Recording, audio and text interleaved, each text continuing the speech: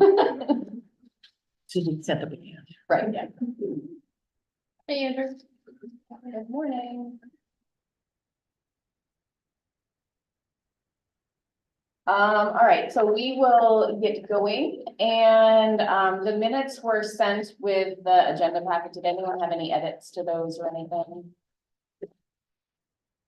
Good, all right. Then I have nothing to add this morning, so I will turn it over to you guys, or nothing to add at this point this morning. Great.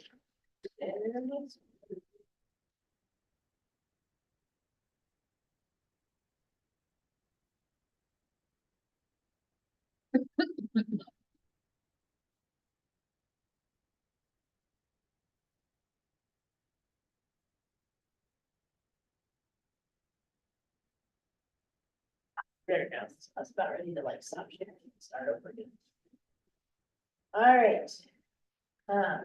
So thanks everybody for being here early on a Monday morning. We are going, so we have the final open space inventory, so we're done with the data collection at this point, and we think we've got as good as we can get. And Alan's gonna go over that, and then we have the draft open space definition that we came up with from all the input that we've gotten, and take some time to discuss that. And then we have some more detailed strategies that we started the discussion last time, and we'll finish up discussing that, and then just a review of where we are moving forward. Just to review real quick where we are in the schedule. This is, according to the schedule, the second to last meeting, where we'll be talking about conservation strategy. We extended the timeline of the first survey a little bit, so it's still going on, and we can talk about at the end where we are with that. And we're still making progress on drafting up the plan, and Maggie raised her hand, so Maggie, why don't you go ahead and give her a Right, it's question? just it's a small thing, but may I ask? May I make a request that the next time you send out materials, you put page numbers on them? yes. Because I have them all printed, but I have absolutely no idea what order they're in. Sorry about that. It's all right. All right, to dive into the open space inventory. So we went through a whole process and worked with Scarborough Land Trust and Jamie to work out as best we could get what existing open space we have. And so I'll go in a second into detail about the different categories that we put land into. But based on this like snapshot, as you remember, we have about 30,000 acres of area in the town. And then according to our inventory, we have about 6,000 acres that are conserved, for about 20%. And so you'll notice that went down from our original percentage, and that's because we took a few categories of land out and also refined what we put into certain categories. And so that puts us at another 3,000 acres needed to meet the 30 by 30 goal. I just have a technical question on the Yes. town area, because we struggle with this question. Is that's the land area, or is that land and water? Just Okay, land. we might want to say that, but when you put Okay. that, Okay. put the land. That's the Yeah. 43.71 square miles or whatever. Yeah, Yeah. yeah. And I can bring out. No, I just had it written on my whiteboard. Right, yeah, I think we had this, it's been all over the place. I think we finally agreed we were gonna use the census definition. Or what their accumulation was, yeah. Yeah, Okay, good. yeah. For clarification, that does include wetlands like Yes. the marsh. So Just doesn't technically, by include- definition, that is land and water. Right. Well, Oh, but wait a minute, we just heard two different things, right? yeah, because I Can think we, that, yeah, It Yeah. does include, so the 30,000 acres does include the marsh, what it doesn't include is open water. Yeah. So that's what we got. Open there. water. yeah, Doesn't open exist. water, the federal It's definition of land and 47. water. It's Yeah. good. Yeah. It's a number. Yeah, okay, Yeah. and I so have, that is marsh, streams. Yeah. it's not- But it's like the grassland marsh, Right. not the streams within the marsh. Right. Gotcha. Right. right, No open water. yeah. I should have included that, we had that map, remember from our first discussion that shows It'll be what we in the first counted, okay. so we'll add that to the report. Just to make that clear. Yeah, we're trying to lay a foundation for Yes, everything yes. else, so So going this is our forward, number, we all- man, this is our number. Yeah, and how can I just ask how the folks, in this meeting feel about the 60, I mean, and maybe we're gonna get into this a little bit more with more of the background, but to me, this seems like a more realistic number than our 25% number that we were Yeah. working from Yeah. at the very beginning of this project. Yeah. And I just wanted to see if others had thoughts at this point. Will we see how it's broken up, those kind of question ones? Okay. And of the 20%, the 6,131, what percentage is already under, like, what percentage of that is the state, is the marsh? I'm curious. Well, We know. that's a lovely segue. Okay. I'm pretty good at that. I feel like I'm always that. Beautiful. Actually, Paying you on the side. Okay, there it is. So, So it's half. just to go through what we're counting, oh, and that's open space, that should say, like, conserved open space for the purposes of 30 by 30. Yeah. We included all federally owned land, including Rachel Carson Preserve, that accounts for about 500 acres. We included state-owned lands, excluding like main DOT land and stuff. We had a whole discussion about that, but state-owned land like Scarborough Marsh. And most of that is Scarborough Marsh, 3,000 acres. And then we also included private land that has conservation easements or is owned by one of the land trusts, and so that's about 882 acres. And we included municipal conservation land, which is town-owned land with conservation easement, 120 acres. And we also included designated open space, which are lands that are designated as open space when subdivisions are created. Hmm. And so they're either owned by the town or owned by an HOA. That one's really high. Yeah, that, Yeah. I'm surprised. that seems like 25% conserved lands are in HOAs. Wow. And I think there And- needs to be more research done on like whether that designated open space is in fact owned by an HOA or if it's been transferred to the town and like whether. So that might be a thing. It's probably mostly HOA. And is it mostly sort of catchments for stormwater? Is it, I mean, Variety of things that it depends. And it depends on the age of the subdivision. Right, really. right, There's some that right. are clearly like just the little edges of land that whatever scraps that were left over and okay. some of them are more. Like, Are the downs, trails and things like that included in the designated open space for subdivision or? Where are all the trails and, I don't know. because that could account for the high number on the designated We'll open pass that space. yeah. And, oh, Can I try to clarify? I'm just curious, where do conservation easements fall? Under private. So that, And I have it broken out, like which is owned by land trust or if it's a conservation easement owned by a land trust, but it's all in that private category. I do want to just make clear for anyone listening, conservation easements are still owned by the private landowner. Right. The easement is held by an organization or government that restricts what can be done, but the property itself is still private. So those are all private. Okay. and Maggie, you had your hand up. Do you still have a Yeah. question? or- Well, that was what Andrew was just talking about. I just want to clarify for myself the privately owned land. So you're saying that the trust, the land trusts are considered privately owned or are these in private hands? And I just clarify the private, if you So could. private includes, anything owned by a land trust is considered privately owned land. Because Okay. it's not owned by a government entity. But that also would include individually privately owned land that, as Andrew said, has an easement on it. So Okay, if the land has an easement on it, it's still in the ownership of the individual. But the land trust or the town or whoever holds that easement, holds the easement part. Or that little stick of the bundle of sticks of property rights that they hold. So, so private is a combination. okay. But so an individual can't just say, hey, I'm keeping my acre of land for conservation and right? There's a legal process for this. Correct. Correct.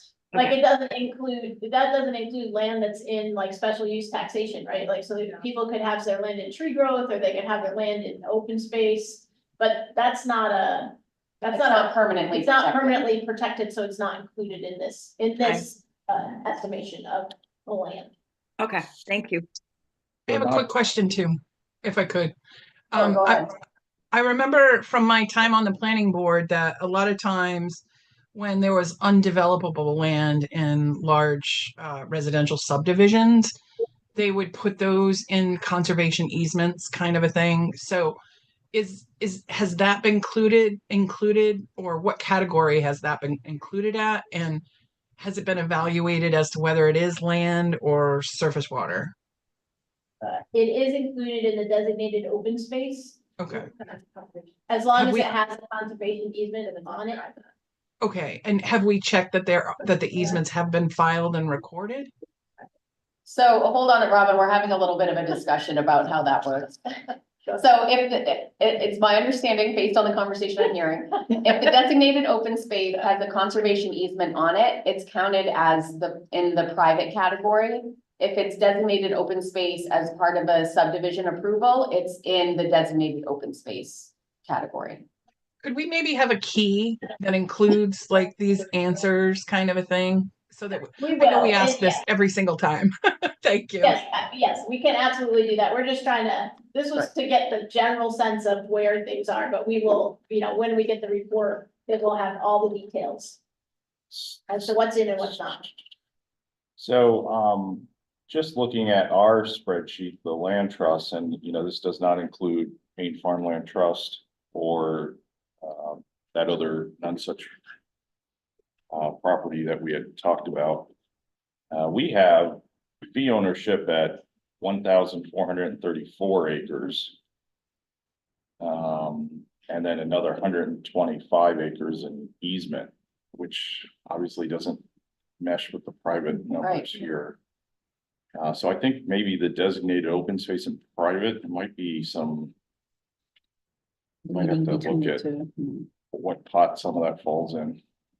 Are you able to share your spreadsheet with them so that they can cross-reference? Great. Yep. All right.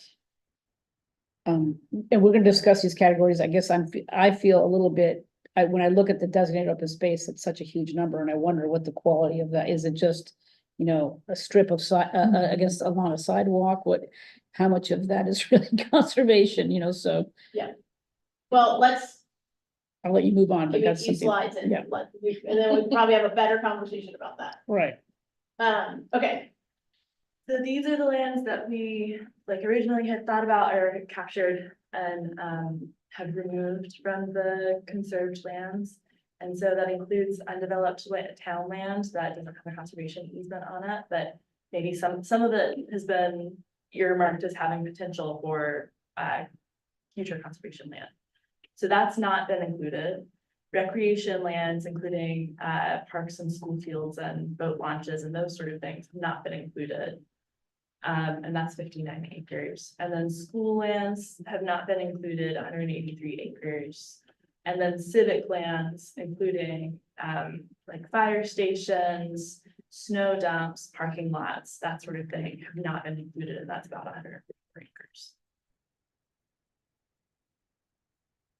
so that's what we took out from the original map that we created.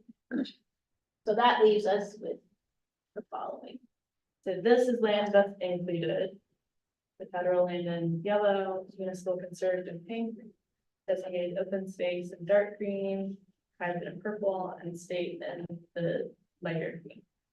So I would say that of this designated open space that you can see, that some of it is, I think it varies, right? Some of it is clearly bigger chunks, and some of it is a ring around the outside of the subdivision, which, I don't think we can assume that those aren't good. They may have trails on them. They may be places where people enjoy recreating within those subdivisions.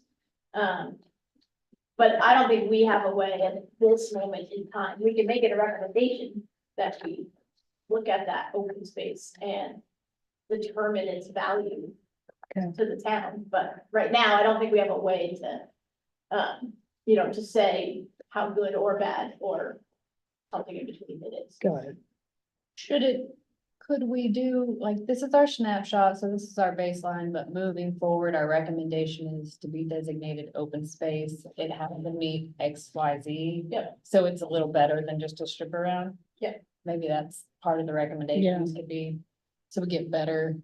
We don't count everything anymore, maybe. Yeah. Cause I know we're trying on the development process now, if it's a big enough piece of land, we're trying to actually get it to the Scarborough Land Trust Got or it, do got something it. else with it. Got it. Rather than just have an HOA on it. I think Yeah. it takes it a bit more, Yeah. so. Yeah. That'd be good. Just from my own, nationally, when we look at standards or parks and different things, and this is my own hang up. You know, we keep saying open conserved space, but everything we're printing here just is open space. You know what I mean? So is that, as far as our messaging, should it be, open conserved space, because people are gonna say, well, aren't you including parks and all that sort of That's a good stuff? point. You know what I mean? And so we say something, but we're printing something different. So, That was gonna be my question, because we seem to, throughout this process, we say open space, we say conserve land, it's an open space plan, but we're talking only really about conservation land. To me, I agree that I think we need to make a decision, and even when we get to we have an open space definition. But it's not all inclusive, right, of what I would call all open space. We can redefine open Right. space if we want to. But I think we do need to be clear about, and I think we need to, because we've been, even when I was reviewing the slides, like we were switching between conservation and open space to the point where I was confused. So I thought, we gotta stick with one, we gotta pick something that we're gonna call it, and we can call it conserved open space, Or protected open. or protected space. open space, I mean, but I think we do have a little bit of a messaging problem. and also just how does it help us, to your point, move forward when you're talking about developers, but where Andrew and I are looking at a potential land project, it's like, okay, when we look at that 30 acres and we do a high level look at it, Andrew can look at it and be like, that is definitely got 10 acres of conserved space. There's 5 acres, Todd, you can talk about for a rec facility that's in this category, and then we have to define the last 5 acres, like. That's where my mind flips at the end of this for planning purposes, that there's that definition, and I feel like right now we have kind of that. It's an open, no pun intended, open definition of what we're trying to get at. I envision that it's an open space plan that accounts for everything, like your previous number. But the conservation part only includes this bucket, and so Yeah. it's 2 exhibits, it's open space, I like that.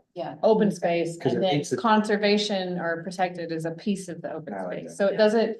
Disregard like the importance of recreation land, but Yeah. it doesn't count it in our 30 by 30 goal, Right. so it's still accounted for. It's clarity for council, because I Yeah, heard I a actually- conversation where they were in That's- discussion about it. And I think you have all that, it's like, Yeah. so let's call this one existing open space, conserved land, and then. Yeah. Open space, and as long as the definition's really clear that there's a distinction made, it's, I think it'll be all right. Cause like at Willie, I think Willie's like 22 acres and 8 of it probably could be into conservation, cause it butts up against the Rachel Carson and then your property. Right, right, Right. what- Yeah, you know what I mean? So I think that property could have multiple designations on one town-owned parcel. Which should, cause it helps that number, But if it doesn't currently, it's not going to be captured. Right, but if the that definitions could- are there, we could work towards. Yeah, it. and that could be a recommendation to put Exactly. town-owned property with potential and meeting the definitions into. Now that we have them So- established. Yeah. What You know. those are, yeah, that's good. And can I also ask, so I think. Is it Larrabee Farm? Is that the? Yes, So it looks like that has been removed, and I just wanted, I know we talked about this in the meeting that we had with Andrew and Scott. And refresh my memory as to why that was pulled out of. well, We don't- Larrabee Farm parcels, there's only. 2 of well, I think it's 6 different parcels, but I think only 2 have been given to the town. The rest, some will be deeded at the end of the year, and then some is depending on other projects. So That's why having these definitions, so when we get that parcel, like, we might get the parcel by the end of the year. And when we have these definitions, we can look at that 100 and whatever acres and say, okay, X is conserved. But would it fall right now under private and then be moved to No. municipal? No, because it's not Doesn't private have partner, it's private. We don't have It's any right of it's ways, just any private. easements. It's totally private. Until it happens, I guess there's no guarantee. that Yeah. Something. I mean, it's, But my thought too was that they're doing it as wetland mitigation, so it's never going to be developed anyway, so it seems like it should But be, none of that is in here, right? right. So It was originally, and Yeah. it's been removed, and so I Okay. just wanted to I have, think again, until the wetlands are actually developed, there isn't a layer of state protection Protection. over it. And I think, I know Todd has been thinking about, well, if there are parts of that property that come that are not wetland mitigation, could they be used for other things? Yep. But clearly identifying what's protected and what's Mm, not, and then working around it. Can we safely keep it protected? Do we use it? Maggie, did you have a question or a comment? Yeah, show me on here where Larrabee Farm is. Like, it's like up in the upper, on this map, the northwest corner. There Oh, you it's- go. That big red block, Okay, so it's over towards Gorham. yeah. Running Hill Road, Okay, So these are the things that we didn't get. I'm using now the beach that I added, because we talked about that. Because it was municipal and I just classified it as open space, it got pulled out, but I could put that back in since there's no way that it's gonna get developed. Right, my point. Should I count that as town owned? Okay.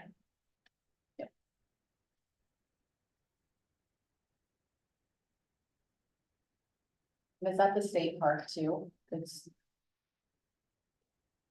that another would be the state park, Yeah, yeah. another strip of land, like, A little yeah, strip. right there. That's a strip that I also added. So that, in that state, Strip. well, Okay. kind of. I mean, it's Scarborough Beach State Park. It's technically owned by the Springs, but. Right, they lease it. They have a long-term Yeah, lease like yeah. Crescent. Just like Yeah. Crescent. Yeah. I have those, where'd those, I have those been removed now. I don't know, where was Scarborough? I know Crescent was almost up a year or so. I have no idea. It's still a state park. Let's get it back yet. Yeah, and I that know little this one is is big, very- but I know, it's like a 50-year lease and Yeah. the 50 years was up. Yeah. I just remember doing something, Kate. All right, So what's been pulled out here are things like, snow dump lots, Yeah. municipal land with no conservation easement, schools, Yeah, the municipal fire campus. stations, I right? think there was some, I think we took out the DOT properties that were for other purposes. Okay. Like anything that's government owned and not. Not is that supposed to protected. be Ramsey Farms up there? What Yeah. is that? But we don't own that. This is what was pulled out. This is Yeah. what was I know, excluded. We don't But we even, don't own shouldn't it. be in Yeah, there this at shouldn't be in there at all. We don't own it yet. But this is just showing what was removed from. the Okay, previous- From but our this previous won't map. go in anything. This is just No. for this. Got it. Okay. But what was gonna go back in is the beach. Yeah, the beach- Scarborough the State beach, Beach and, okay. and Yeah, Pine. go back. Pine Okay. Point. that little one's ferry too, right? Yeah. Yeah, Oh, yeah, Ferry, yeah. Ferry. that one right there. Yeah, Yeah. that one should go back in also. Okay. Yeah, I think that was the. Was that the parking lot? That was the parking That's the lot that I parking took lot out. part, Take it okay. out. And yeah, again, that goes back to the recommendation. We can go back and look and say it may only be. The beach may only be 25% of that parcel.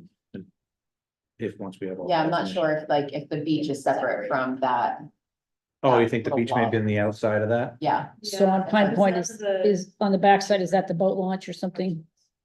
yeah, it looks like Yeah. Ferry Beach is captured there. Okay, yeah. In that. Gotcha, yeah, it is, green yep, strip. So yep. the other one is the parking lot. Can you go back, what was the one you asked, Chris? See that round? Yeah, no, just on Pine Point, that must be the boat Co-op, launch. yeah. Yeah, the co-op. Yeah, yeah, okay.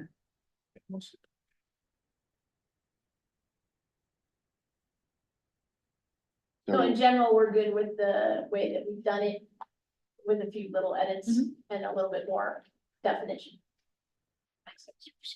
Yeah. So, Open space definition feedback. We have a whole spreadsheet of everybody's definition of open space from our public meeting and just thought it would be fun to do a word cloud, but these are all the words that people used when they were describing their open space definition. And so I took those definitions and I took our conversations and made a draft, and it's a draft just to get us started. And so what I wrote was open space is natural land with little human disturbance that fosters a healthier ecosystem and community by providing habitat for wildlife, enhancing water quality, connecting to existing open space, and offering passive recreation opportunities. So if anybody has any thoughts or questions? Now, is that protected open space? Yeah, so. Yeah, that's the We're gonna protected change open that to space. that. Yeah. Okay. So this is just my personal preference. I don't like any definitions that have words that can be questioned as far as volume, so like a word like little. I just don't like words like that, any sort of definitions in a plan, because then what's little, what's too much? what's Limited? Yeah, I don't know, I'm just saying that's, the words like that always make me, when somebody's deciding like, oh, I've only moved this, is that enough? So back to our conversation a while ago. Yeah. This is open space. So I think we should have an open space definition. So open space should be the broader category that includes conserved lands. It includes like a lot of these words, but it also includes the conserved land, and then Open conserved space, land have your- is this. Your finite Is that okay? definitions. It's like. That makes sense. More Yeah, I broad. like that. And Yeah, then it's yeah. general. Is this, I like that. this is more broad and Yeah. it's, Yeah. cause I I like still that. wanna capture all the. Yeah, well, Right. it makes total sense, and I have like tighter definitions Yeah. coming down. Yep, so do you wanna have like a overall open space definition and then a conserved lands definition and then a recreational lands definition? Yeah, like or other or And then- something, and it's kind of just, Yeah. it's always been in my brain, this bucket system. Yeah, yeah. Like, I just wanted to know what the other buckets were. yeah, And- whatever you don't count in the previous, like the Yeah. things not included, like Yeah. schools and recreation parks, all those things. And that helps people understand, like, Yes. because, you know, in my We're not subdivision, I discounting gave those you, things, you know, right? I think I Yeah. gave you that land. Yeah. Nope, oh, here it is, it's in this It bucket over shows up. here. in things. So just like conserved land will be a subset of open space, recreational land will be a subset of open space as well, correct? Yes. I like Yeah. that. And- Okay. And one last thing, in the draft open space definition in our meeting agenda, the sentence, these spaces offer ecosystem services was added at the end. Has that been taken out? If so, why?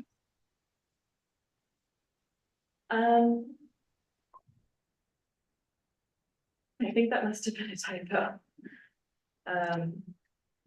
But In- that was On the slide or in the in the definition? definition. Okay, But we can add it back in. But I would say you should go back in for conserved open space because not all of Yeah. the open space Right, right. offers ecosystem services, so. yeah, that's a good point.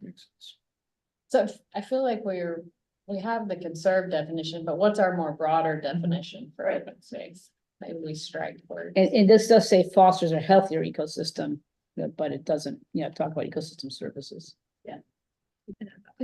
For the broad definition, you can have human disturbance, it's okay, because you're gonna have that recreation. Recreation. Right. So open space is natural land that fosters a healthier. And Is it natural? I don't even land? think it's natural land, because if Because we're it could talking be a about Is, recreation how about spaces, undeveloped not- land, or, well, not necessarily. open space is land. Yeah. Yeah, yes, land. We can all agree on that. I was just saying that fosters a healthy community, period. Open space is land that fosters a healthier community And we can maybe add in some of the. and then. By providing, By ecosystem, providing. yeah. Differing types of open space, further defined, provide habitat for wildlife, can enhance water quality, provide recreation opportunities for recreation. residents, yada, yada, Which is and all then that each they- one Yeah. is more specific. Yes. All right. we'll work on Or we could just say open space is land. it. Done, Tattoo right here. figure it out. Simple. Land without a building. There you go. It can happen. Except for Snapchat and there might be restrooms, bathrooms. Maybe it's stating the obvious, but do you feel like we need to say specifically that development is sort of restricted from these areas? I mean, I know that's what we're trying to do, right? In order to maintain it in perpetuity. But if you feel like it's like, I don't know, sometimes I just wonder if like we have to state the obvious. How about if we said something like open space is land which is set aside Yes. for recreation Love it. and protection. Ecosystem services. And protection of the wider ecosystem or something. Yeah, like can we that. get ecosystem services back in there because I really, really like it. It's her thing. I think We're gonna need a that definition of in- ecosystem. I know, I For the normal human, Yeah, We'll put people, it in the conservation definition, because I think that's our point, because the recreation parcels. You think those? No, sorry. Open spaces have ecosystem services. Oh, and I'm wondering, so the conversation in the room, Robin, is that the general public doesn't understand what an ecosystem service is. So And they we need say to, so let's put it in. ecosystem services Such as clean water, clean air, healthy soil. Yeah. And like give examples of what that is, work that into the definition. We'll have a whole If we page. can work that into this definition, that's great. Otherwise, let's just put the word ecosystem services in and then offer a pop-out box or something that defines what ecosystem services are. Because we need to really bring that to the greater mindset of We'll work on it. of this whole thing. I mean, this is why we're doing it, right? Yeah, I don't know that term is more important than actual clean air, clean water, healthy soil, which means more to people than the term ecosystem services. So if we can get that in there, then James, absolutely, so that it's fit in there. But I'm not necessarily sure that what we have right now covers it all. my worry about using ecosystem services is that Joe Schmo or, they just see that as jargon. And I'm totally for ecosystem services, but then it can turn some people off. I'm just saying, if you're trying to reach. Yeah. I get what you're saying, but it's the developers that I'm worried about, not Joe Schmo. Okay.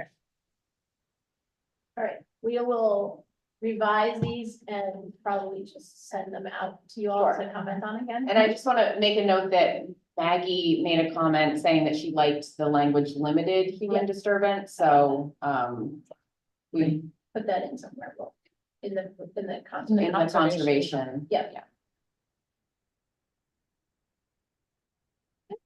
Todd, does your parks master plan have a definition for recreation space? I think it does. I'll double check. Maybe we could just tie into that. Awesome. That'd be- Great, since you added three. Another definition. Yeah, but if you have that, then we could just tie that. Yep. Totally. kind of the And original. if it's not as defined as we think it is, I will try to find Yeah, you can I'll just send share with it the to us. group, Yeah, I'll find a definition that way, because again, when we're applying for a grant or something. Mhm. yeah. At least that term will fit into both things, so. I'll look. Yeah. Thank you. Yeah. Any other comments for today on this? We'll take it back, recraft it, and get it back out to you all so you can review it again. It's always nice to have something to respond to. That's what we're going for. I think it's gonna be good though, because Yeah. we cleared up, we have two different things happening, and Yeah. that's been, you said Yeah, it too, you're back like, and what forth. is this? Yeah. Excellent. All right, so here are our, Yeah. So we have all of our strategies and they're broken out into categories. Yes. So we'll discuss all of them that we sent it out, but. so this is from the sheet that you all have, and, so this one is the longest list, the rest are much shorter. So these are sort of the focused things on achieving 30 by 30. They also achieve other goals. We put them under here because these are the ones. So using the map that we created to create this open space focus areas to prioritize land purchase. Prioritizing connections between open space parcels, because that came up as something really important to people. Update the conservation scorecard to acquire land and align with the open space plan and the focus areas. Support changes to town ordinances to encourage conservation, and that we go into much more detail further down. Ensure the definition of open space is consistent in all town ordinances. So once we have one, we're gonna make sure that we use it.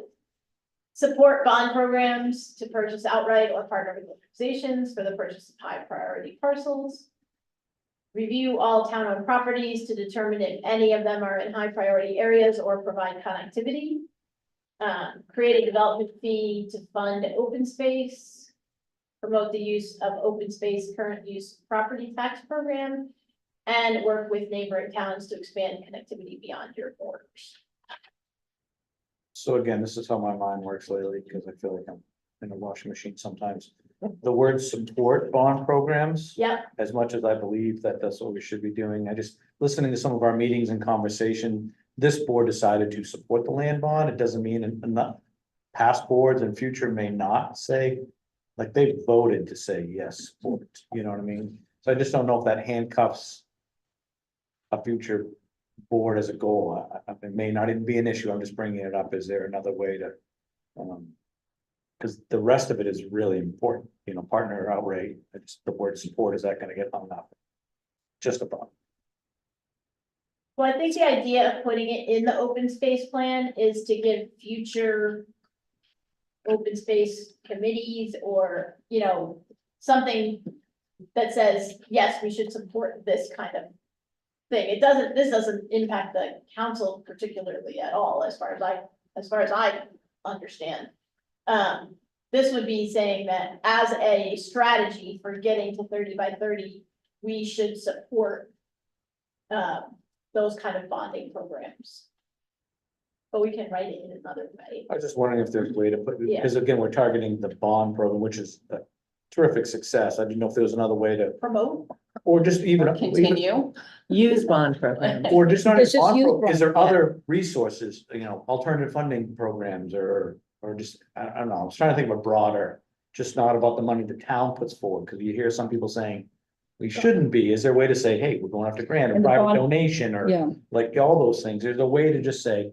To purchase outright and partner organizations, but that front two words, is it a way to make it more holistic with all the funding sources? It's just my brain. Or could, we add another, Are you thinking you, like, So that's- use bond programs, comma, grants and all these other techniques? Is that Yeah, I what you're didn't know if there suggesting? was you know, alternate funding sources or. seek alternate funding sources for, Or seek or fun- just seek funding. funding for purchasing. Just something to make it a little broader, so we Yeah, just yeah, again, support funding for purchase. How about utilize bond, grant, and other funding programs? Yeah. yeah, that makes. Yeah, Utilize utilize- bond, grant, Doesn't other shoehorn funding anybody into Yeah. just saying we're only doing bond. here's, Yeah. yeah, I like that a lot. And the thing is, I pray this doesn't happen, but the bond could be voted down. Right. We might not have a bond program. Right. I mean, it's a threat that we Right. have, but so then we'd have to It think just about, paints a truer Yeah. picture of how right, land trust functions, how anybody Yeah. else can. we will change it to utilize bond, grant and other funding programs. Blah, blah, blah, all the rest. Yeah, I like that. Like it. And just say use, not utilize. Yeah. Use. Okay. Utilize. Any other comments on these particular set of ideas? I'm just wondering, like, for the town ordinance ones, if we should just use similar wording to above, update town ordinances. Yeah. Rather than support changes to. Yeah. Kind of more action oriented. Yeah. And in reading these, once we get, how about harmonize? Yeah, or not, yeah, but I like, yeah. You're voting this one down. I like update, that's good. when we go, just reading these quickly, once we see our different buckets of definitions. We'll be able then to take these and Plug them in. rank them even within them. You Yeah. know, as far as, or not rank them, but have, you know, as far as. space. Well, this is just 30 by, so this is the conserved land. This Yeah, is This is just, not your more regulation. This is the conserved This land. is just, but some of these Okay. might get pulled out, yeah, you could Yeah. use the same thing. same thing and have, so it's, used. 'Cause So like all of these open space words should say conserved open space, Yes. protected open space, right?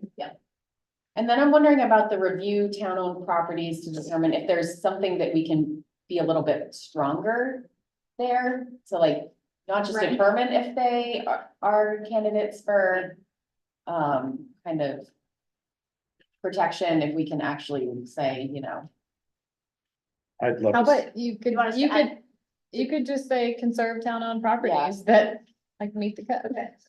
because someday my ultimate goal would be to see some priority planning has to go through to make sure before they clear a piece of property, then they've checked these criteria. Yeah. So we need to negotiate this because it's in the best interest of the town and not if there's any way. And then on the creative development fee to fund open spaces, are we talking about the existing impact fee structure? Or since we've already got one? There's a reserved space, I remember. I did a chapter that's reserved or a section. Right. Sneaky like that. and so it'll essentially, It's just reserved for now. I didn't do anything. It's just there. It just is, it's a placeholder. because essentially for an impact fee, we need a plan, right? And so this kind of would be Right. the plan that would be. And Karen, we were thinking that more, and they might get into this more along that impact fee is more about for commercial. Mhm. Rather than residential. So we don't have an impact fee for residential development yet, or at all? Well, We don't have a open space impact fee at all. Right. no. We just have school and roads. Could this plan become our utilization plan for that development fee? Say that again? Could this plan become the utilization plan for a development fee? It's the start. We'd probably have to do a little bit more work, Okay. yeah, to put it in. Maybe it's a recommendation then? Maybe a recommendation includes that? To create a utilization plan Mm. to support a development fee to fund open space? Maybe it's a recommendation, or is it a strategy?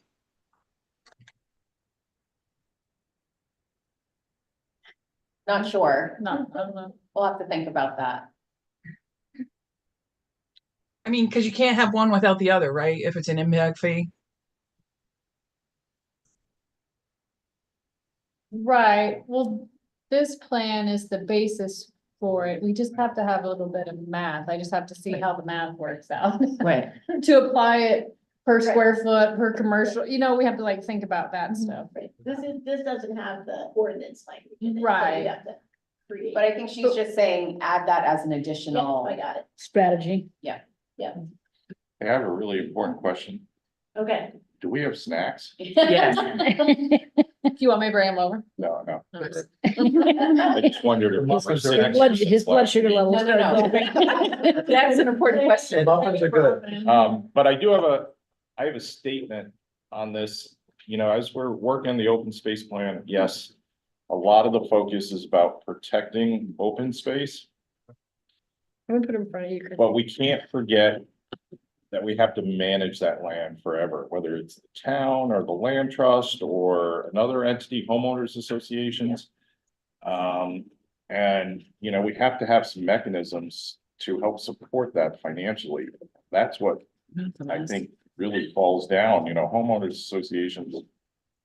Don't do much on those land. They don't work on invasive species, they don't They just deal with mow, erosion problems, they don't deal with stream impacts. So I want to make sure that anything we word allows us to have that financial flexibility that. Maybe it's not just all about purchasing, it's also about taking care of. So. So I think that's a really important point. That's a super important point, and maybe it's where we talk about creating a development fee to fund and maintain open space. Yeah. Yep. So is there any, just for my own information in planning, when someone comes and said, hey, we're gonna do X, this half acre is gonna be our offset. What do you mean? So like when you say develop it, they're gonna leave some open space as part of their development design, which is included in that. Like like HOA HOA designation. designation, Open But they don't have space. to. But if they're going to. Okay. he said. but if they're going to, Okay. if they, because they can choose cash or what, different thing, right? My understanding? I'm still trying to figure out, they don't have to do any of those things. So why do they choose to do that then? Just to get through the planning process or? I don't really know why they did it. Probably just a benefit for their homeowners or just land that they didn't want to take care of. So I guess to Andrew's point, my thought or my question is if they choose to do that and then we are counting it. Are we allowed to then say either you have to maintain it? Or you have to turn it over to the town to be maintained and we have funds to do that? Like, Right. you know what I Well, mean? that's what normally they just, Leave it rotting. put it in an HOA. And then the HOA is responsible for it. But the way we've done things in the past, I don't think has been really that great. Cause Yeah. I don't think Well, that's there's, what I was trying to get to. nobody's maintaining or they're just. As I'm thinking of strategies or things Yeah. to implement in the planning process, if we are gonna, how do we move that needle towards better land management if they're choosing to do that versus? Because when I got here, I looked at all the spaces that we owned and I went down, half of them were down ditches and around Mm. corners and it's just stuff they just didn't want to get, They just don't wanna deal with. deal with. Yeah, exactly. That's why I was saying, that's our baseline for the past, but moving forward, Yeah. the town wouldn't accept any of that or response. That's what I was trying to get to. Yeah. And we get to that. Yeah, we don't Okay. want Perfect. that stuff. Yeah. Gotcha. Anything else on these? These are more general, right? Strategies for getting to the 30 by 30. So how do we support the town into moving forward and getting a more open space? So then the next set are draft strategies on the residential ordinances. Not this. But I'll tell you what it says. All right, so the first one, it talks more about the open space fund and impact fee. Based on conservation priority value parcel, that is also based on the open space focus areas. So again, in this case, we would want to make sure that, this was not used often, an open space fund, because we want people to protect the land where it is more than we want them to give us money. I think is the goal, and so even though we think it's good to set this up, as Autumn said, I think this would be much more useful in the commercial realm. But I think you may want to have it available as an opportunity in the residential as well. So then going into more details, so updating subdivision requirements. So creating maximum setbacks. And then only allowing mowing within the building envelope. What that does is it, instead of minimum setbacks.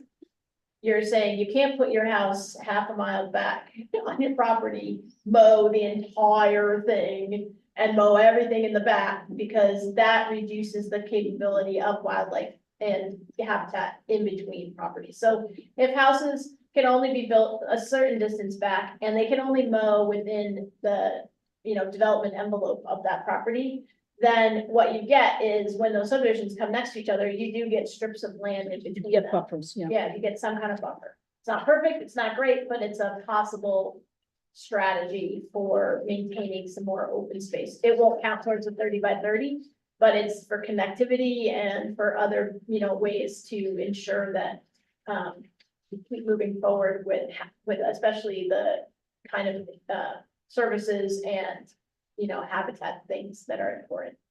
So I like that idea in theory, but I don't think we should include it because I don't want to include anything we don't have any intentions of enforcing. You mean the mowing part? So can I interject here? And Jamie will can correct me on this, but the Conservation Commission just put forward some proposed setback recommendations to the town council. I'm not sure where that is, but I'm just wondering if there's anything from that document that could be incorporated into this. Not at this point, I don't think, and those are gonna be setbacks around natural resources, and this is just talking, I think, more about setbacks between like parcels. Okay. and not natural resources. But as we move through all these strategies, there might be something from the Conservation Commission stuff. Yeah, there that may be, but could we'll- inform we'll- this. Yeah, we'll talk about that this week at our Conservation Commission meeting. Okay, or at least make sure the documents are aligned. Right. So you could require protection of any kind of trail connections, no matter whether they're in a conservation subdivision or not, you could, be able to say that you can't build over even a trail that, that's a non-formal trail. Sorry, Yeah. you made me, do we have a recommendation anywhere in the plan that the town needs to develop a trails plan, master's We trails did. plan? Thanks. Okay, As a matter of fact, Cool. yeah, You know, related to this is one issue too with. Land that goes into a homeowners association, we typically, the town. Not me, but the town. Does not require. Public access to those properties. And so there are. Places where there could be important trail connections. Right. That is totally up to the homeowners association to allow or not allow, and a lot of them don't want to allow it. Because they see it as theirs and not. Yeah. The town, so. I mean, I think we have to figure out how we address that moving forward in the future. If we want connectivity and a. Viable trail system that connects things together. yeah, so, there's a variety of ways to write that up, but, one of the other things that we wrote, and I don't think it made it to a slide, because we were trying not to put every single thing we wrote on the slides.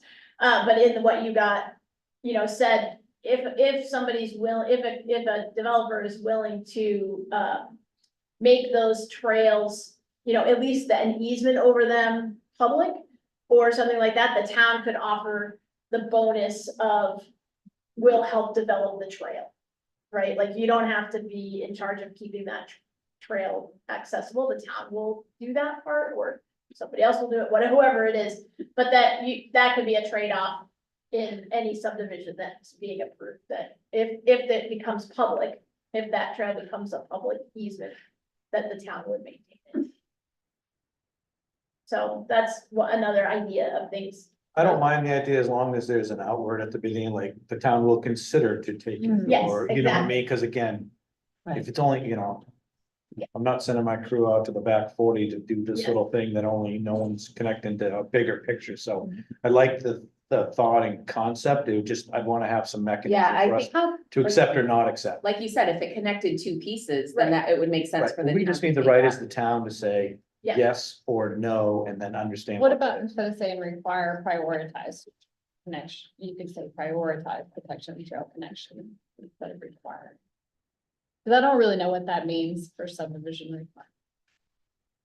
Okay, Yeah, because if there aren't any other trails around them, then.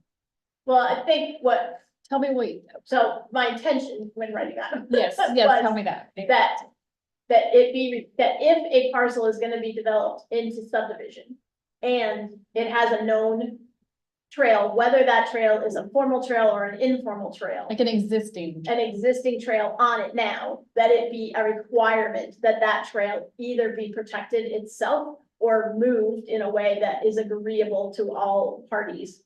As part of the subdivision requirement. So if I buy a piece of parcel and there's a trail there, I have to move it somewhere else if I'm going to level it to build something. Yeah, Gotcha. So can you say existing trail connection? yes, That makes sense.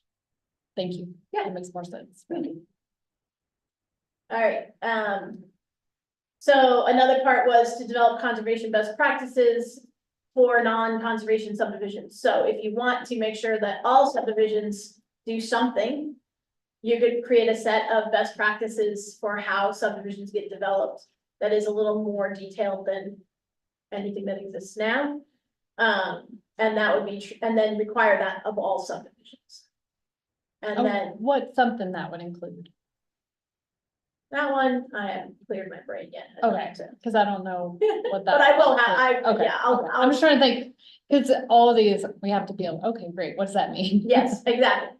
Yeah, no, I will, I just don't have any right off the top. of my head, but Would it yes. be in terms of what kind of plants are used for foundational plants? Is it, I would mean, it you could be, definitely say, you know, don't use invasive species, That's already and, required. which is a requirement. Yeah, But sometimes people do need those reminders. But you could set, I mean, I think. Let me think. it's okay, yeah, Yeah, that's I fine. don't want to just come on, I'll just think it up. And then setting impact fees for subdivisions in lieu of conservation best practices. So if you set those best practices and for some reason, the only way to develop that particular subdivision would break those, then there's gonna be a fee for having to do that.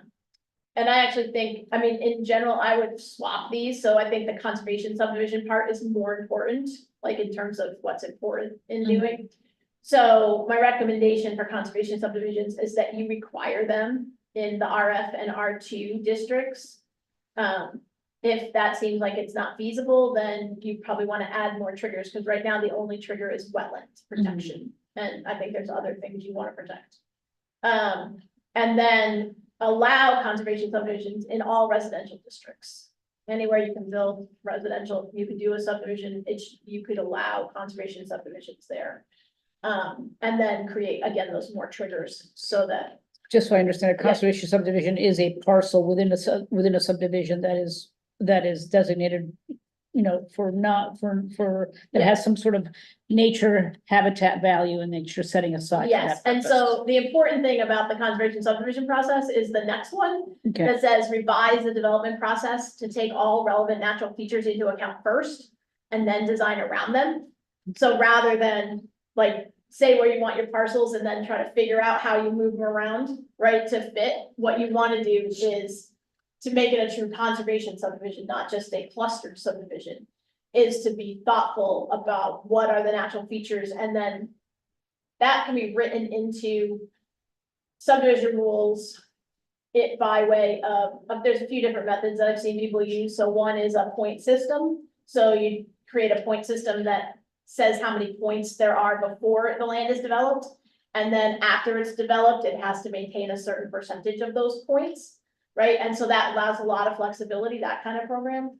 But it can also be more specific, like, all land that is, wetlands and 50 feet from wetlands, or 100 feet or 200 feet or whatever you want it to be, but also, anything that falls into our focus areas, that land needs to be protected, and, up to 50% of the property. And I think, and especially in the RF and R2, and, you have 2 acre minimum lot sizes now. So if they're gonna be conservation subdivisions, I would recommend that you say 50% has to be protected and you get 1 acre lots.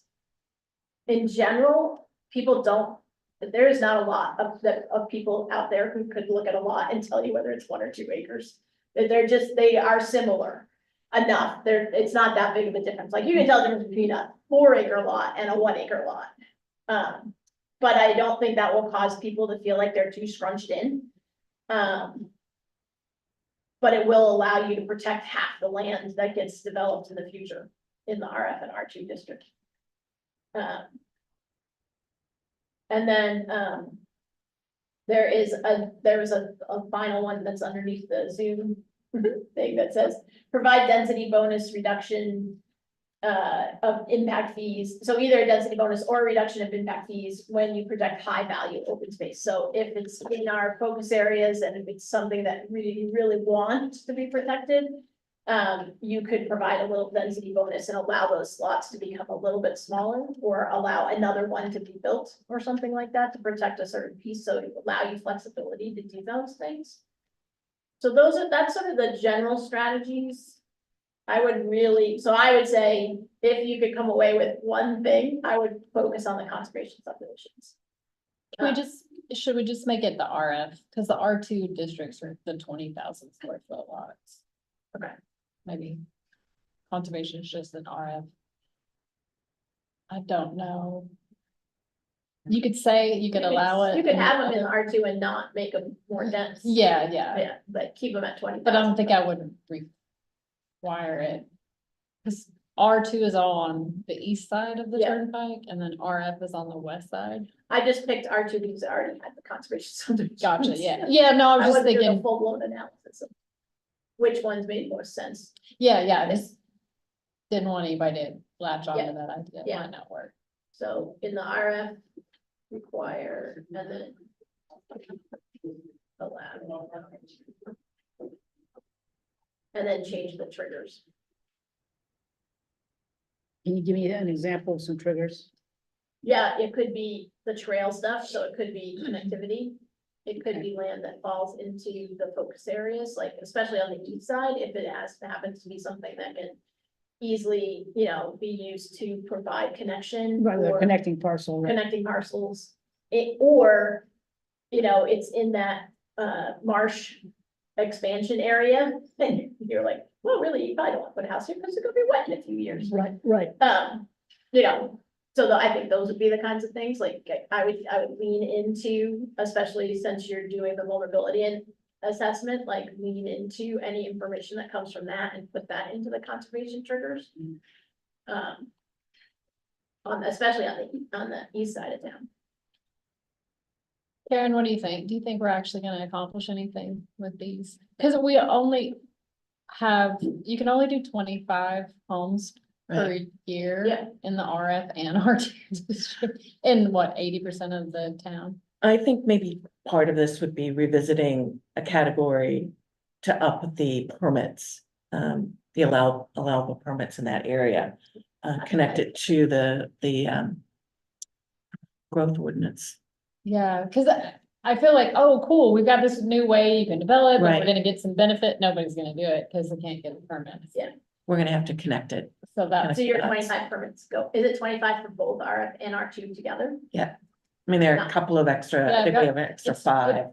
it starts over July 1 and I have 7 left. Yeah. So until And does next July. And does it go almost immediately as soon as so at the beginning of the year, they're all done? And if there's gonna be more pressure Yeah, in the eastern part, there's just naturally gonna Yeah. be this desire to do more.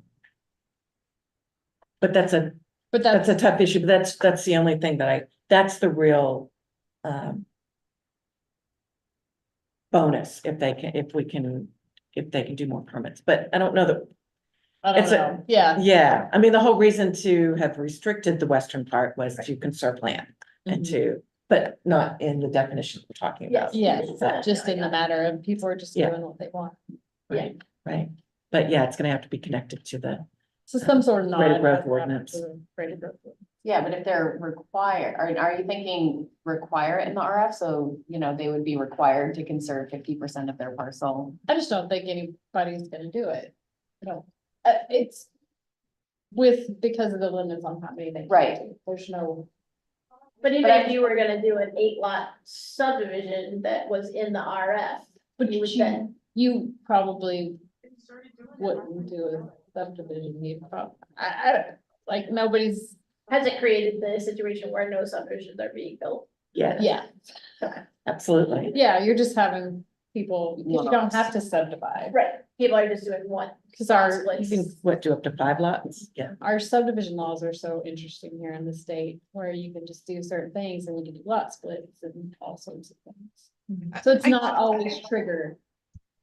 Where I'm from, any sort of land divide is a subdivision, so it's triggered easier. I'm just trying to think, okay, these are great words, Yeah. but are they actually gonna do anything? Is there something that we? I'd really like us to explore how it could be effective, because just from my experience being on the planning board, conservation subdivisions are an afterthought, or it's a way for them to just get as many, parcels as they can, and they're not really protecting the wetlands and the streams and things like that. They're just using the undevelopable property and calling it a conservation subdivision. I mean, they're setting aside the undevelopable portions of the land and not really doing the setbacks. I don't know. This is from like 10 years ago when I was on planning board though, and it just didn't seem very effective. Calling it a conservation subdivision was really an oxymoron to me.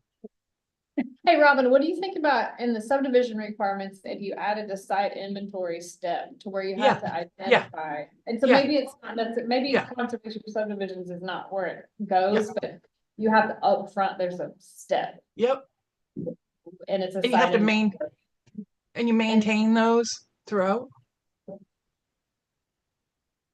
Oh, well, What are you thinking that you do with the site?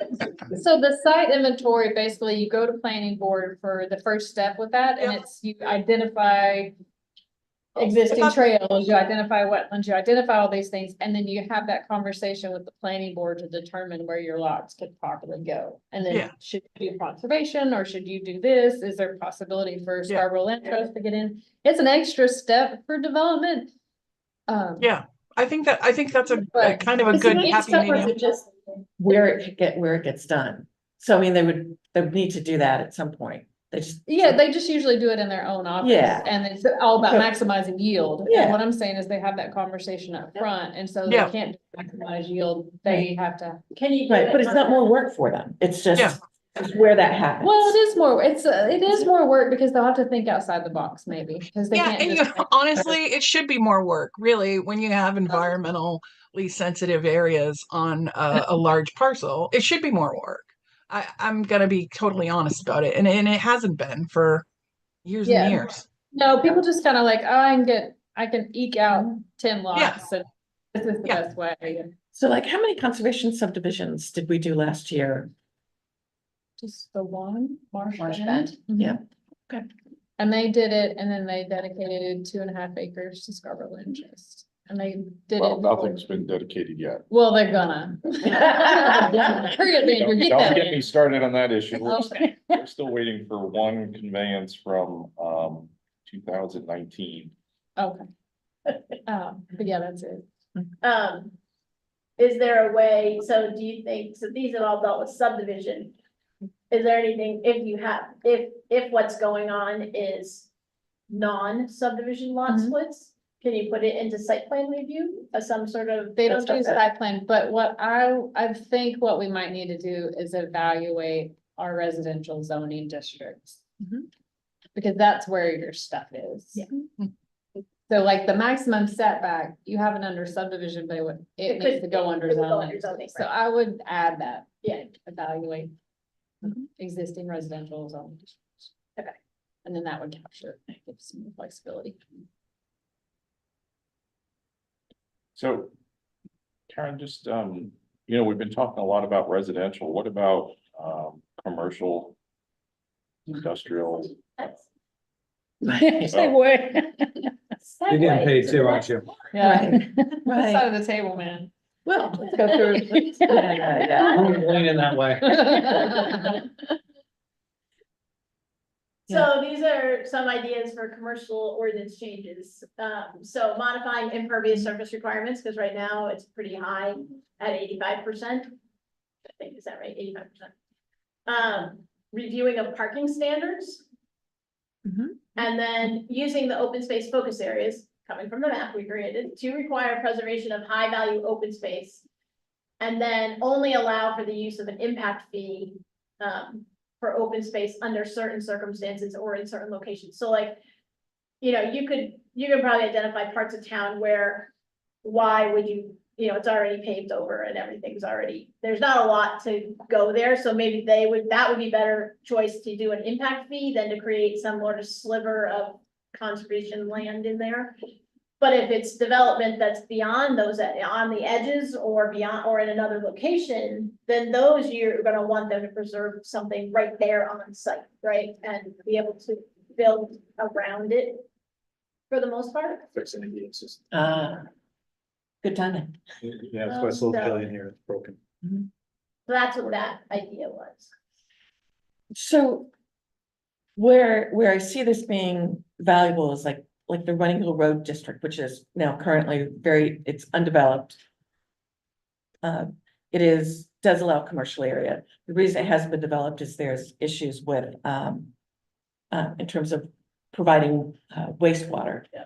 So if that, at some point though, that will get developed because there's not a lot of developable land for commercial purposes left. As long as we continue to maintain west of the turnpike is gonna be, there's not really gonna be a lot of commercial over there. So I think that some of these strategies make a lot of sense in the Running Hill Road District. And then there's maybe a few lots in the existing developed areas. Autumn, what do you think in terms of, I don't That's know. what I was kind of wanting to see where the high preservation areas and an overlay of that with our commercial zoning. Yeah, Like to see. Yeah. And then I was thinking, oh, maybe, I don't know, I don't want to say it out loud. Maybe the town should like rezone some of that property Yeah. or evaluate the zoning in those areas. If there's, I don't know if you don't have that map in this presentation, but there's a big, huge chunk of it that's in Yeah. a that's, and it meets all the Yeah. bubbles and it's dark orange. Maybe we should consider doing Yeah, something. we could definitely put in the report a map that has the zoning district. I think Cause I think, Great. I think that would be good for this part, yeah, Yeah. cause it makes this part Yeah. make sense. Easier to Mhm. understand. right, and don't do all, I mean, do the commercial zone. Just commercial. If you need to do both, that's fine, just do two maps. Yep. but- Mhm. And actually, in the zoning ordinance, I think it establishes which are, says right up front, which are commercial. Yeah. So, so parcel, commercial, lead development parcel that is not within the open space, not considered high value in our open space map, you'd go to an impact fee. That would be and so then you'd use that money to conserve in other areas. Yeah. Right, that's the intention, okay. Yeah. Yeah, and Stephanie says, it's really about how practical that fee becomes and how we Right. calculate it and all of that. Mhm.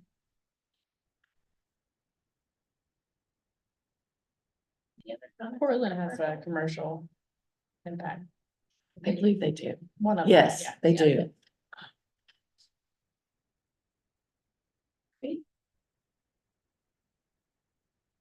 So these are some shoreline zoning opportunities.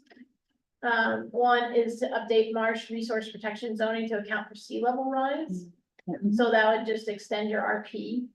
And there's actually a good document created by SMRPC on how to do that. You could also do the same thing with the FEMA floodplain RP that you have by adding the sea level rise. I don't know how much those overlap, so, Mhm. I don't know if you need to do both, or if you're gonna do one, I'd look at both at the same time, just make sure you capture everything. And then you could require conservation easements in the RP for any lots that are divided or subdivided going forward, because right now, we just assume, oh, it's RP, so nobody can do anything on it. We don't require a conservation easement to be placed on it to protect it permanently. And I mean, I'm not that I expect the RP to change, to get less over time, but it is a way that you could, a tool that you could use to protect some of those shoreland areas.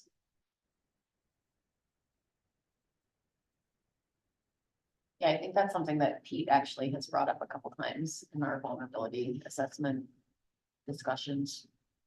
I know. I'm like, I think all these are gonna be captured in the vulnerability assessment. Excellent. All right, anything else on shoreline zoning that anybody thought about? All right.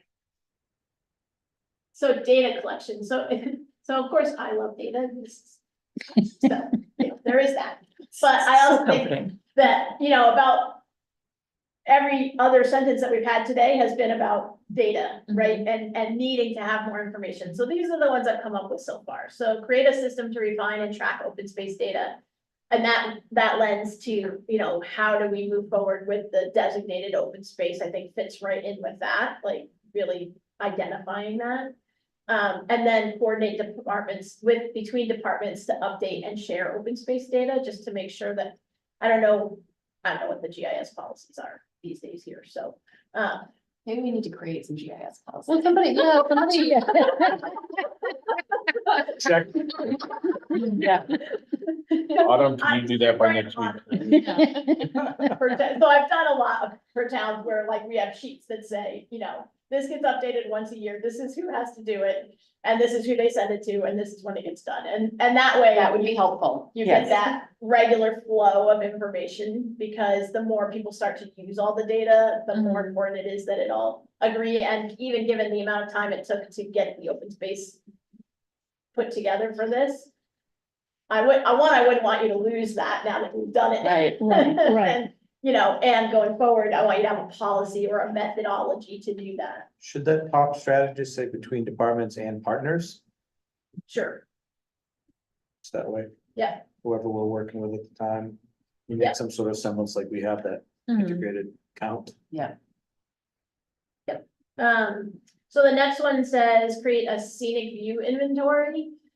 So we heard a lot from people about the character of the town. Generally, when people say character, and they're talking about open spaces, they're talking about views, things they can see. It's not the only thing, because there's also people who want to get out and be on the land, but a lot of people, there's an importance to the views.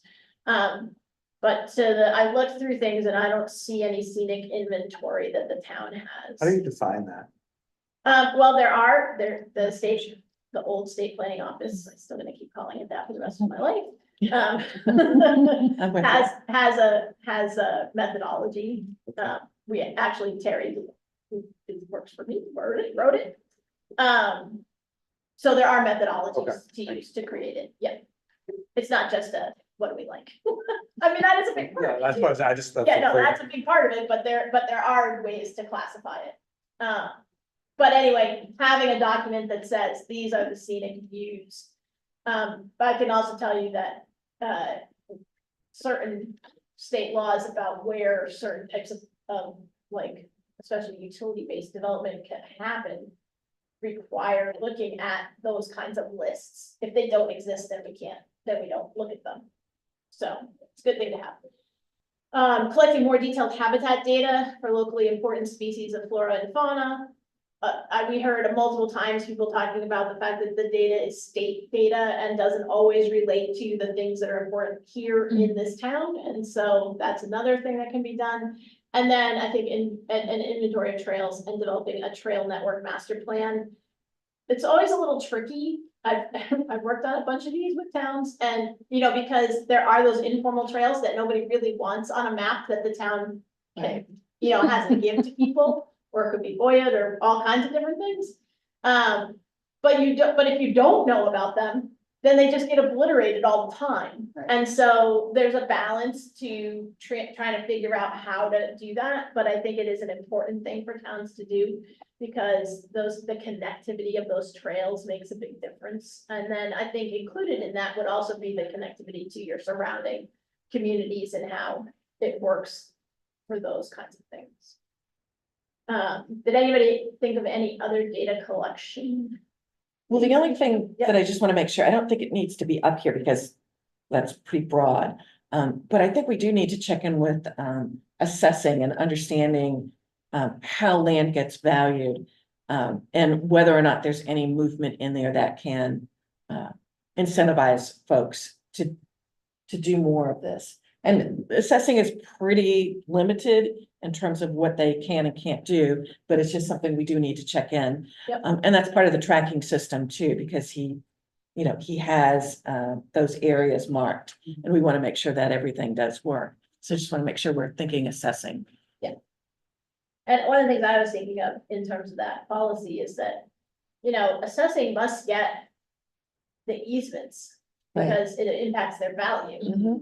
And so is there a way for assessing to make sure that they're not usually listed in the assessing database, like when we get the download of the database? It's not a field that gets filled in, like there is an easement here. There could be a field that does that. But it could also be that if somebody is in charge of creating that open space, that whenever an easement comes through, they just make a copy of it and send it over to whoever is updating the open space. Which would be a great way to keep track of them, because otherwise they are hard to keep track of.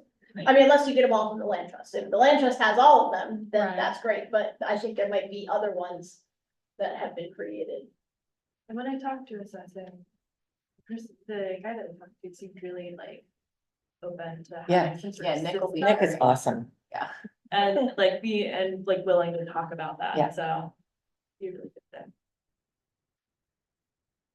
Something I thought of this for data collection too is, because the marsh is such an important resource in town. And we know sea level is rising. Now, there has to be some type of coordinated effort to see where the marsh can migrate to and how that works into potential protected lands in the future. It's limited, we know that, but there are still maybe some potential areas, especially as you move up the Dunstan River or the Nonsuch River, where because of elevation, that's the most likely place for salt marsh to probably migrate into. Would that go in that previous slide about resource protection zones or? Yep, I mean, so a couple of things will be true about that is, one, we should have captured most of that in the mapping that we already did, because we looked for all the marsh migration. Places, I mean, we included that data in there, and so that would be. And there's updated data that included, that came out in Use like the new June. data, yeah. So I'm wondering if we can have an overlay similar to zoning, but with marsh migration on top of our priority areas Yeah. also. I mean, I think marsh migration is part of the prioritization. It is But in I there, think yeah. it would be, And the Would it be board- like an overlay district? Like an overlay district for marsh migration kind of a thing? well, I mean, that it's kind of, it should be captured in our resource protection, but it may not be in all areas. Yeah. So we may need to just update the resource protection. And we'll definitely go back further than 250. Mhm. So I would say it may be that, even though we included it in the matrix of all the things, you may want to pull it out and be like, okay, this is important, no matter where it is, it's Right. high priority, Yeah. right? Like it doesn't get added in, it's just this gets added to the focus areas. It's on its own. Anywhere that's marsh And migration. to Maggie's point earlier, the Conservation Commission has been looking at marsh migration zones as part of like setbacks, and looking at like HAT, highest astronomical tide, plus 4 feet, plus either 250 feet, or it's actually highest astronomical tide Plus 4. plus 4 feet of sea level rise, or plus 250 feet, whichever is larger. Okay. And trying to set that, looking at ways to set that as the setback. Yeah. Because we know this is coming. But I think for open space, what we have in here is appropriate, and then the more detail goes. Goes into the, yeah, vulnerability and then resulting ordinances that come up. Do you want us to add in here some connection, like that says review the vulnerability plan and make sure that they, that if Yeah. there's focus, if the focus areas need to be adjusted to match the vulnerability plan, they are. Yeah, I think Yeah, I like that. that would be a good trigger. Yeah. The other question I had for you, Autumn, was in terms of the trail network master plan, is there anything coming out of the transportation study that would feed into this, or? Maybe not. There should be, but there Trying might to get not a be. politically correct answer out. Yeah, you could say coordinate with the townwide transportation study too on that section. No, we need it.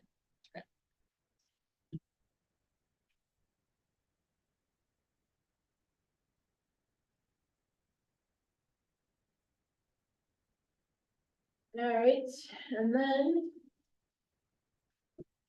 these were just some educational opportunities, so development of educational materials and events about good stewardship. Which you may or may not already have or thought about, and then organize a volunteer group that helps to care for, that I don't helps like with- that one. Can you please strike that? I don't Yeah, want any more like that. groups Yeah, we or can't do it. groups or Got it. committees or. I think we're just Sorry, myself. no offense to everyone. You're like, I'm grouped and committed out. We have so many great people already. Oh, sorry, I didn't mean to split, but is there any other educational strategies that you think we should include? Should we, Todd, you talked about doing something on site. Is there some language we should include about when we develop open space? I know Scarborough Land Trust does that too, but just incorporate educational materials on the lands Like a themselves. placard. or Yeah, something. yeah, just some Yeah. sort of, Kiosk or placard or. Yeah, to educate, but also help protect an area so they know, like, here's the map and lot, but here's the ring around, Yeah. so it can layer be. What's Here's your interesting. boundary. Yeah, This is yeah. the fire, I mean, And see, here's the I blue trail. looking for Oh, something. So so my, I need to add businesses to the, you've got community members, and some people don't think of businesses yeah. as being part of the, a community member. I think people Yeah. think that is residents, so let's just be clear. so I don't know how, if this is too much minutia, but to our earlier discussion about people don't know what conservation or ecosystem services are, or people don't know this, or people don't, is there something about, I'm just thinking out loud here, is there some kind of series of flyers or materials or something that, this is what we mean by habitat. This is what we mean by ecosystem. This is what, and this is how conservation, it borders on communication, but it's also educational in its purpose. Are we gonna have a definitions page in this plan? Yeah. So again, it goes back to our first conversation about open space versus confirmed land, is that those definitions should all be agreed upon. That way, if we do any educational materials, we are taking it right from Yeah. the Yeah, definition. exactly. So that all of that aligns, yes. I mean, But and I just think there's a baseline kind of educational stuff that just from hearing the discussion, that seems to need to be there. And I don't know if there are other, not just here's a flyer and we're done, but Well, I think- as a thread throughout the year to get that through to people. I think more than the materials, to develop an educational strategy. Yeah. Would be his own strategy, There you or go. plan, educational plan. Yeah. Because it needs to meet our purpose, and it needs to be timely, and it needs to be, so many times people go, we're telling you now because we want something. Communication as well. And here's how it ties to. Yeah, the materials kind of seems like just the check the box as opposed to Right. having a full strategy. Right. I think it's more about a strategy. And Sure. yes, the Materials is competent. communication plan as well. Yeah, and I definitely think, I mean, it can go everywhere, it can go from a pamphlet to, really beautiful things in the fields that, like, when you look at it, tell you, and then, like, I've developed apps for towns that like have pictures of all the cool things, and when you get to it, you can click on it Yeah. and it comes up, Yeah. so. We were hoping to do that years ago, right? Yeah. And- Yeah. I think an app Very is really cool. useful. Yeah, Yeah, so we do both trail, we do, so like you do a regular trail app and then like. People do things or public lands, and then you put in like what things can be done in those places, and then you can filter it. Right. But then we often have like a nature walk where there are literal like dots on it as you walk along, and when you get to it, it'll say, Yeah. this is what that tree you're looking at. Can you say that as another one, like develop interactive? Yeah. Right. Materials and programs, and Jamie can get her whole department. There you go. I know, I'm like, this sounds really fun. I wanna work in your department. Yeah. I don't wanna work in that boring stuff. And I'm sorry, gonna bring Yeah. that Observation. community members out a little bit more. Yeah. Community members, businesses and landowners who are not necessarily Yeah. residents of the town. Yeah. We need educational packages for. Again, the education strategy and like. Yeah. She said, Interactive tools. Yeah. but communication too. Yeah. Maggie was saying that in the background, communication plan. Yeah. That's Something that the Friends of Scarborough Marsh used to have was this map, that's no longer being produced, but it had it all like, where's all the public Right. amenities, where are the Mhm. access points, Yeah. where are recreation, so. Even Nancy at the library was demoing that Yeah. software with her Yeah. drone, with her. Yeah. what's the acronym? GoPro, GoPro, thank you. The canoe and the different pieces where Yeah. this is what it looks like, so you know. yeah, trying to do the blue trail. Yeah. Yeah. do And that. those two strategies need to align with one another, because there are times when they overlap, educational and communication. Because, Yeah. there's a tendency to, okay, we're gonna have subcommittees. And their subcommittee's gonna work on this and the subcommittee's gonna work on that, and never the twain shall meet. So I just Yeah. aligning things is very important, I think. I feel like we should start focusing less on volunteer groups and focusing more on Right. building town staff. I'm just gonna put it out. Yeah, there. yeah. Well, that's what Future council having, member. I don't know if I'm gonna be one, but yes, okay. We really do, because we're doing all Right. these Yeah. plans and you can't rely Can't on do it. meeting for an hour and a half a month to accomplish all Right. these Yeah. goals. yeah, It's and that's a why the lot. strategy Staff. for it is the most important. Yes. Yeah. No, I know, you can't keep piling more and more on the limited staffs. Yeah. Well, Like- not all the department staff are at the same meeting, so it's Right. like, Right. he's like, oh, I'm talking about that too. Like, I feel like we just cannibalize all the volunteers that are out there in terms Yeah. of the other organizations. Yeah.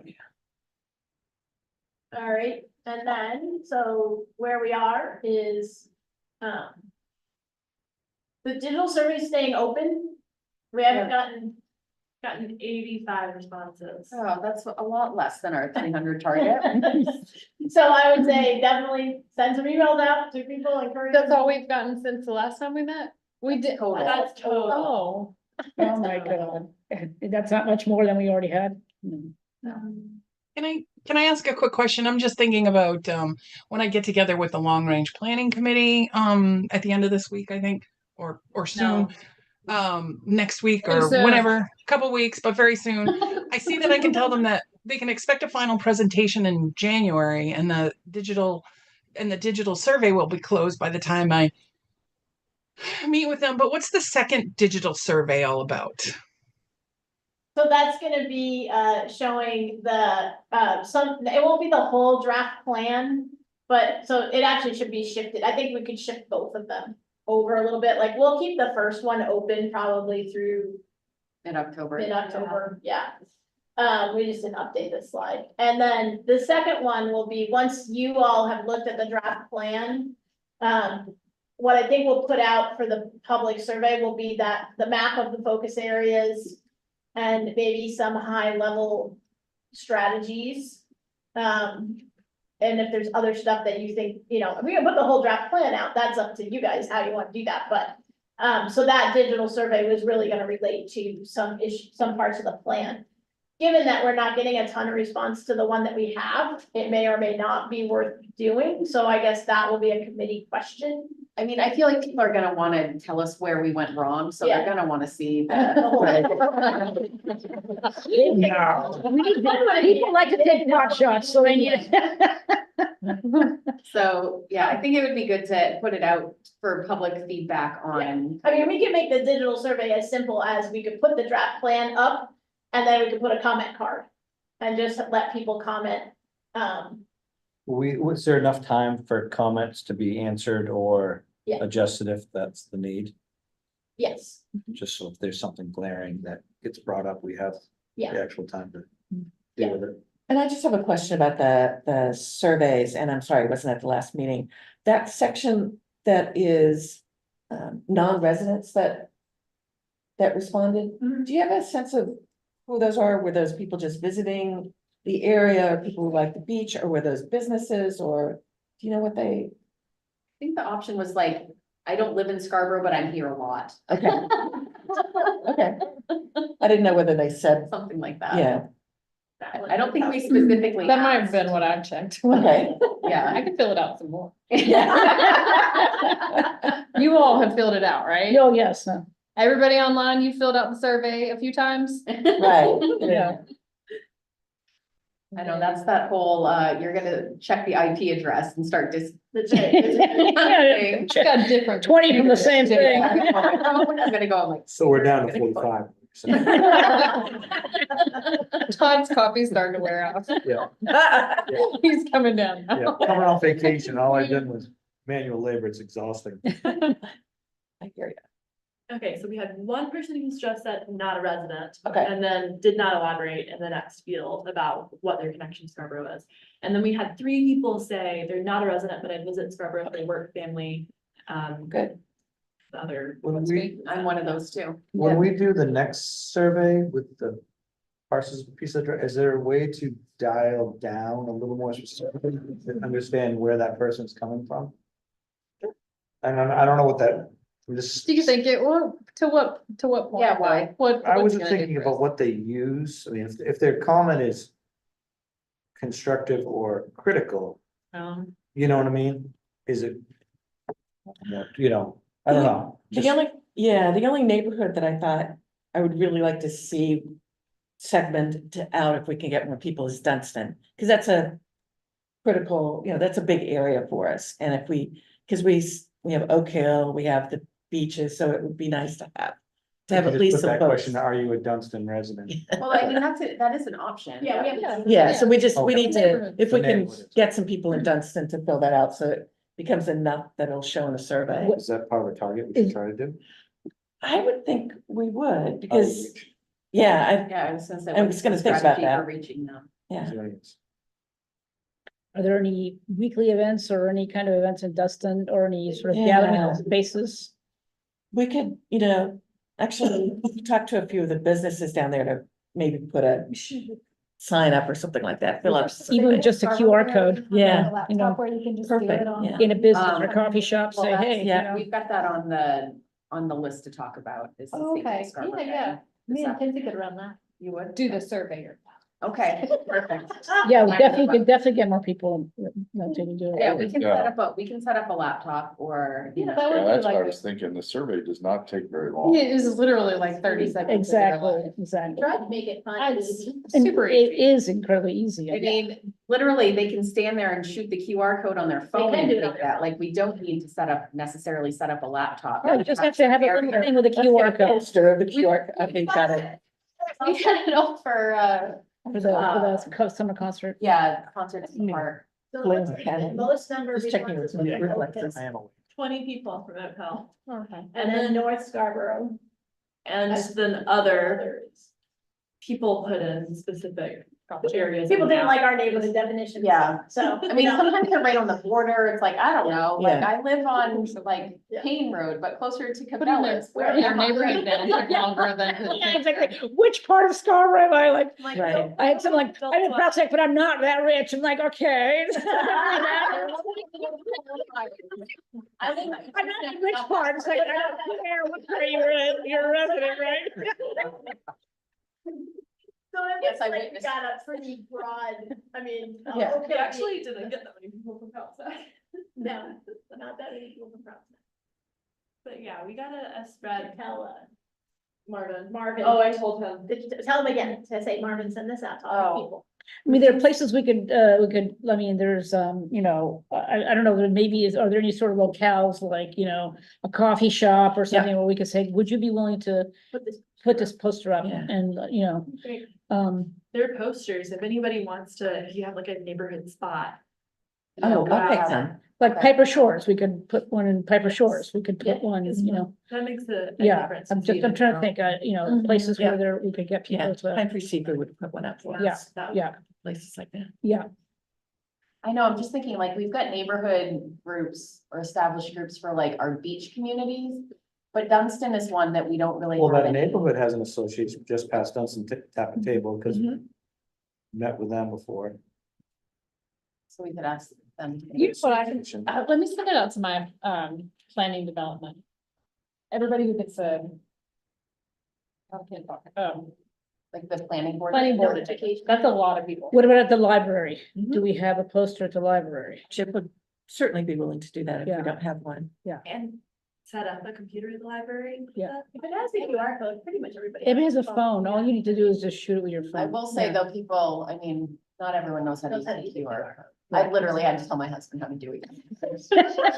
You leave him alone. I remember the first time I went into a restaurant and they were like, oh, you can just shoot them. And I'm like, I can cook too. You just take my order. Sometimes your phone, you gotta change the settings. Yeah. It's just that laptop is, sort of, someone has to keep an eye on it, just Yeah, away with that's it, and true. you gotta plug it in and find a Yeah. place with a, And who has posters? I can email it to you. It's 8.5 by 11. Perfect. as long as you have like one of those, like acrylic Mhm. little stands or something, you can just, Which I do, I have many of those. and I'm willing to help get it to wherever you want. I mean, if you, So, so beyond trying to get the survey more people, the next time we will meet with you all is in November. And we will get you that draft plan a week before that meeting so that you have time to review it. We will probably just send you a PDF link. Sure. Because the easiest thing for us is if you just comment in. I mean, we can have a discussion here about things, but if you have specific comments, if they all go in the same document, it's easier for us. So unless somebody has a technical problem with that, then you can let us know, but we'll send you a link that'll be to a online version of it, and then. And that way you all will be able to see each other's comments. And you can as see well. Great. the comments too. And please try to review and comment prior to our meeting. Yes, okay, yes. And then we can. Because then we can discuss ask each questions. sticky thing, Yeah. like at the meeting. And I think that's where we're going. All right, and I had added to the agenda that you guys sent over to talk about Sustainable Scarborough Day. And so you and Kenzie are signing up to do open space stuff at Sustainable Scarborough Day? Sure. I'm writing you down on that list. Yeah. You can't get out of it, perfect. So yeah, for those who don't know, it's October 6th. Pray for sun, at Wentworth School. And we'll try to get other people. So you can have a table for the open space, and I'll help staff it if you. Yeah, you were really good at that. Okay. I know, I don't know if we wanna have like the low tech option there also that we were doing at Concerts in the Yeah, Park, or if we yeah. just wanna have people trying like online filling out the survey. I'm not sure. And we had talked, I think last time, maybe it was ratcheting down if the low tech version, like, because there are 6 categories and they were given 5 votes, so it was Give them 3 votes. Yeah. You kind of have to Yeah. force people. force people to make a decision. Yeah, exactly, and That one might be, it might be more fun to do. I think for, Interactive for sustainable I would go, again, also gives us something more to do other than just scan the QR code. Yeah, or and it's talk a to little more people. interactive, yeah. Yeah. Yeah, and it gives us good information, so I think it's great. Yeah, but I think they have to choose 3 out of the 6. I think that Yeah, no, I helps think 3 is good. forcing, Yeah. Yeah. Right, yeah. Yeah, we'll adjust our dots and I'll look for Yeah. purple dots instead of red and blue. Red and blue is like, is this political? No, it's not. That's funny. It's hilarious. It's just what we had on the years. What am I choosing? There's just a dot. What is the red and what does the blue mean? No political affiliation applied. Do we wanna set the date for the next committee meeting? Yeah, and I, one of our committee members requested it to go back to Tuesdays if possible, so, we're looking, yeah, Monday morning's real rough. We appreciate the snacks, though. Yeah, well, that was my, what I said I would do. Yeah, so are we think like the second week of November? Cause I don't think we want to run up against Thanksgiving, Well, November 12th, if that works for people, yes. 9 to 11 again. 9 to 11. The 11th just would be a holiday, so it'd be like a Monday. Oh my gosh. Can we do it on the 19th then? Is Then let's do it on that okay? I mean, I would be okay with that. Thank you for pointing that out, Karen. That'd be awful. say that again, what did you say? Feel like Veterans Day, Day, the 11th, holiday, that so would be like a Monday. Just like a Monday. Or spending about 3 days. Right, Yeah. exactly. Yeah, Okay, So so the 9 19th. o'clock on the 19th. on the 19th, does that work for everyone? Yeah. Hang on. I think it would work. I'll send out a meeting invite. Yep. And we will be, before we get the draft plan all the way done, we will send we'll send you a version of the definitions. Okay. Sooner, so that, because we'll build things on that. Yeah. And that way we can send those out to the committee. Yep. Okay, And maybe we'll do the same thing, make it a PDF so people can comment on it, okay, so that we can get that nailed down before we get too far. okay. So, And if you can send us, the recreation Yep, definition. I got that on my to-do list. Yeah. Then we'll get that out. I think that's gonna be a 2-hour meeting or? Yeah, I think we usually go for 2 hours. Especially with the draft. Yeah, with the Yeah. draft, it'll be. But it's such a perfect draft. You want. It's gonna be fine. Exactly. So I've had no comments, I've been telling everyone. Do you know this group? Hey, I would rather have comments. and Oh, yeah. feedback Oh, yeah. Than, oh, that's Yeah. great. And Yeah, then- we wanna fix Yeah. them before we, you know. Yeah. So much Yeah. better.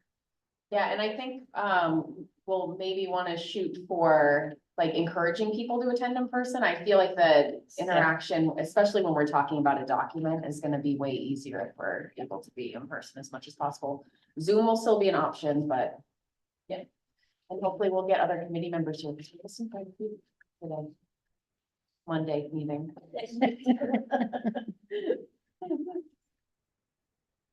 That's all I got. All right, anything from anyone else? All